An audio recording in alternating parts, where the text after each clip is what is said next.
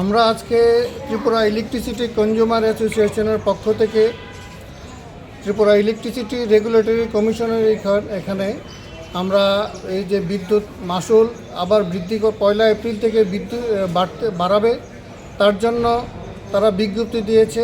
সেই হেয়ারিংয়ে তাদের অবজেকশন দেওয়ার এবং যদি কোনো বক্তব্য থাকে সেটা দেওয়ার জন্য আমরা লিখিতভাবে কোনো অজুহাতেই যেন বিদ্যুৎ মাশুল বৃদ্ধি না করে, তার জন্য আমরা আজকে আমাদের বক্তব্য এখানে পেশ করেছি।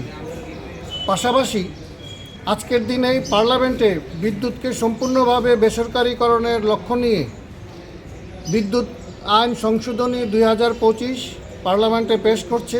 তার প্রতিবাদেও আজকে আমরা দেশব্যাপী অল ইন্ডিয়া ইলেকট্রিসিটি কনজিউমার অ্যাসোসিয়েশনের ডাক দিয়েছে প্রতিবাদ দিবস হিসেবে পালন করার জন্য।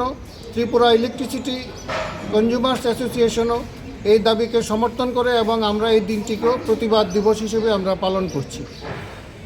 আপনার পরিচয়? Sanjay Chowdhury, convener, Tripura electricity consumer association.